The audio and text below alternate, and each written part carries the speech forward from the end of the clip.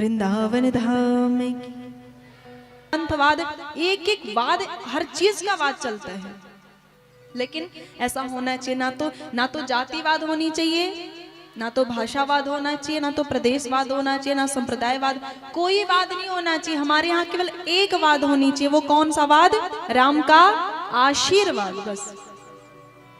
बस राम जी का आशीर्वाद लेके चले और बटे ना, हम छटे ना। और अपने बच्चों को देखे जरा, ये बच्चे जो 18-19 साल के 20 साल के बच्चे होते हैं, इनकी बुद्धि मंद रहती है।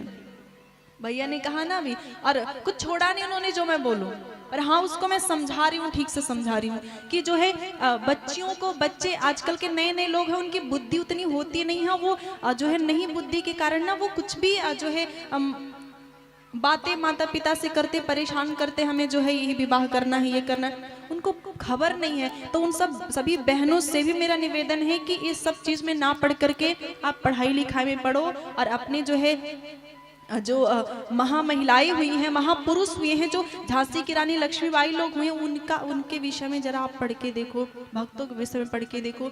ये जब इस सब में पढ़ करके ना कुछ रखा नहीं है, पढ़ाई लिखाई में रखा हुआ कुछ रखा नहीं हुआ है, तो फालतू में जो बुद्धि ना, इसको मंद मत करो, बर्बाद मत करो खुद को।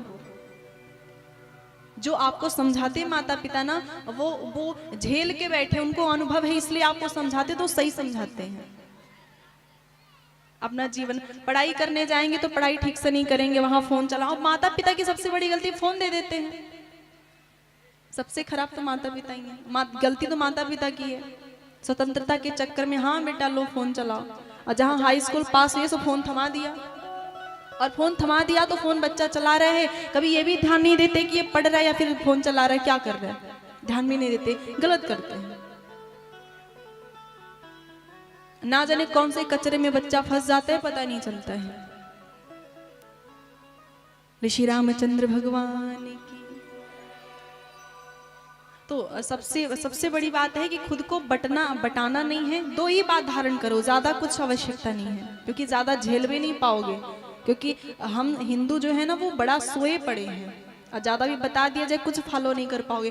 दो चीज जरूर फॉलो करना, दो चीज जरूर करना। एक तो बच्चों को संस्कार अच्छा दो, और दूसरा आप ये मत कहो कि जो है ब्राह्मण पिट रहा है तो यादव क्या करे, यादव पिट रहा है तो ब्राह्मण क्या करे, सब एक हैं। ये कहो कि हम हिंदू हैं, सब हम एक हैं, एकता बना करके रखो। और दूसरी बात, बच्चों को संस्कार दो, और स्वयं भी राम जी के भक्त हो या फिर हिंदू हो, या तो अपने कल्याण के लिए, अपने भलाई के लिए एक्टिव रहो। अब समय आ गया है, अब नहीं एक्टिव रहोगे ना तो कोई बचा नहीं पाएगा, कोई बचा नहीं पाएगा। तो ऐसे जो है आएंगे और कहेंगे कि हमारे धर्म में आओ या तो मर जाओ, तो कहोगे ठीक है आपके धर्म में आ रहे हैं, 2000 रुपया दे दो, 2000 रुपया ले करके जो है धर्म परिवर्तन कर लेंगे। उसके बाद जो है जाके वहीं टोपी लगा के मुर्गा खाएंगे, बकरा काटेंगे, यही होने वाला है। तो आपको कहा जाता है कि आप एक होकर के रहो या फिर बच्चों को संस्कार दो, तो ये इसलिए नहीं कहा जाता कि उनकी भलाई कोई है या फिर भगवान की भलाई है। भलाई किसकी है? हम सबकी है। अपने लिए हमें जगना है, अपने लिए, हम सबके लिए, अपने लिए। अब एक बार बोलना पड़ेगा, जय श्री राम, जय जय श्री राम, जय जय श्री राम। अब आइए एक छोटा सा भजन गाएंगे और अपनी छठी इंद्री खोल के जाओ यहां से। यदि इतने लोग हैं, इसमें से 2-4 लोग भी जागरूक नहीं हुए ना, तो हमारा बोलना व्यर्थ, भैया का इतना बोलना व्यर्थ, उनका जेल जाना व्यर्थ। अरे जेल जाने का फायदा तो होना चाहिए। आप लोग को जान के हैरानी होगी कि भगत सिंह जी को ऐसे ही फांसी नहीं मिली थी, ऐसे फांसी नहीं मिली थी उनको। जो है उन्होंने देखा कि ये नरम दल के जो नेता लोग हैं, ये कहते हैं अहिंसा परमो धर्म है, किसी को मारो मत, मार काट मत मचाओ, ये नरम दल के नेता। तो ये जो गरम दल के नेता थे, जो युवा थे, जिनमें जोश था, इन्होंने कहा नहीं ऐसे काम नहीं चलेगा जैसे ये लोग हैं, ऐसे काम नहीं चलेगा। तब इन्होंने रणनीति बनाई, एक नीति बनाई, और उस नीति के तहत जो है असेंबली में बम फेंका, कोई मारा वारा नहीं गया, मरा कोई नहीं। और भगत सिंह कोई जरूरी नहीं था वो पकड़ने आए तुरंत वो पकड़ में आ जाए, वो पकड़ में नहीं आते, पर वो जान के अपने आप को पकड़ाए, जान के अपने आप को पकड़ाए। और इसलिए उन्होंने अपना जो है अपना बलिदान किया, हंसते हंसते, इसलिए वो फांसी पे लटक गए। उन्होंने सोचा यदि मैं अपने शरीर का कुर्बान कर दूं ना, अपने शरीर का बलिदान कर दूं, तो लोगों में जो है एक क्रांति आएगी, एक क्रोध आएगा लोगों में, एक क्रोध आएगा। तो मेरा ये शरीर जाना व्यर्थ नहीं, शरीर जाए मेरा और वो व्यर्थ ना जाए, तो उन्होंने पूरी रणनीति बनाई और फिर फांसी पे लटके वो और जो उनके साथी थे उनको बता करके कि मैं मेरे मौत को, मेरे मृत्यु को यूज करना, मेरे मृत्यु का प्रयोग करना, मैं मरूंगा तो लोगों में जो है क्रांति आएगी और फिर लोग जो है एक्टिव होंगे और हिंसा करने के लिए आगे बढ़ेंगे, जो है हिंसा परमो धर्म की नारा लगा रहे हैं। तो उन्होंने अपने शरीर का यूज किया। वैसे कम से कम वो जेल गए तो वो यूज तो कम से कम हो।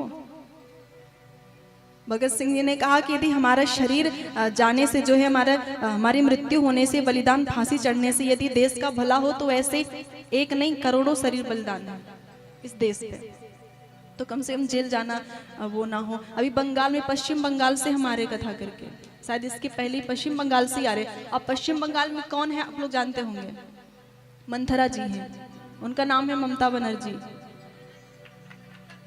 और पूरा पूरा वो मंथरा है पूरा पूरा।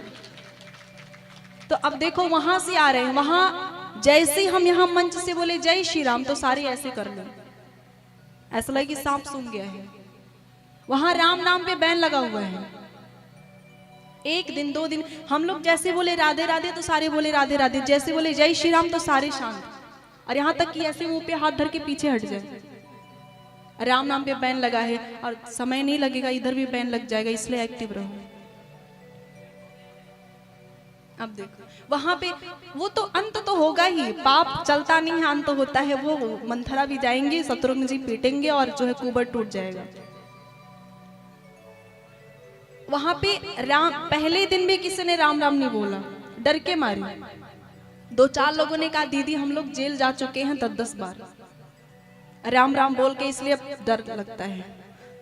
राम राम बोलो से जेल में जाओ। तो हमने कहा ठीक है हम बोलेंगे, और यहाँ का कानून हमारे ऊपर लागू नहीं होता, लागू भी कर देंगे तो क्या कर पाएंगे, हम अकेले थोड़ी ना हैं, बहुत सारे लोग हैं। हम जेल में चले जाए, हमें जो है हम खत्म हो जाए तो अब लोग तो है ना, क्या क्या फर्क पड़ता है। तो वहां पे पहले दिन राम नहीं बोला गया, दूसरे दिन, तीसरे दिन, चौथे दिन, 5वें दिन हम सबको रोना आ गया, क्योंकि आदत है राम राम की। अब कोई राम नहीं बोलेगा तो अब देखो आदत तो पड़ जाती है ना। तो पहली बार वहां पता चला कि राम के बिना हम लोग रह नहीं सकते। पहली बार अनुभव हुआ कि राम ना मिले, राम का नाम सुनने को नहीं मिला तो जीवन खत्म है। तो बहुत वेदना हुई, और जब वेदना लोगों ने देखी तो उन लोगों ने भी अपनी जान जोखिम में डाली, सब बोलना शुरू हो गए जय श्री राम। उसके बाद फिर इन लोगों से पूछिए, उसके बाद पंडाल में जो है जय श्री राम के नारे गूंजने लगे 5वें दिन के बाद से, जो उन्होंने आंसू देख लिए थे जब वेदना देख ली। और ऐसे नहीं, वहां पे जो है पूरे लाइट बुझवा करके, वहां फोन का फ्लैश लाइट जलवा के जय श्री राम के खूब नारे लगाए गए। सबने ये सोच लिया चलो ठीक है जेल जाए सो जेल जाए। तो क्रांति आनी चाहिए ना वो, पर एक तो कम से कम आगे तो बढ़े। उसी तरह से भगत सिंह जी लोग और बहुत सारे लोगों ने अपने आप को शहीद कर दिया, जिससे भारत स्वतंत्र हो, भारत आजाद हो और सनातन धर्म की ध्वजा लहराती रहे। तो अब वो जो है मंद हो रहा है, तो अभी जागरूक होने की आवश्यकता है तो बहुत, लेकिन और थोड़ी होने की आवश्यकता है। अब बोलो जय श्री राम। हम ऐसे धरती पर हैं, अभी झारखंड की धरती पे है ना, झारखंड की धरती पे हैं, और बहुत हम लोग का सौभाग्य है कि हम सब आज़ाद हैं। और उत्तर प्रदेश में जाओ तो वहाँ और आज़ाद हैं, वहाँ कोई किसी का चलता नहीं, केवल बाबा का चलता है। वहाँ केवल बाबा का चलता है, और हमें बोलने में कोई भय नहीं है, कुछ भी बोलने से कोई भय नहीं है। क्या कोई करेगा, क्या कर पाएगा कोई? हम कहाँ से, हम यूपी की धरती से हैं, और यूपी में बाबा हैं, और जहाँ बाबा हैं वहाँ किसी का चलता नहीं है। वो बाबा नहीं, वो ढाबा है।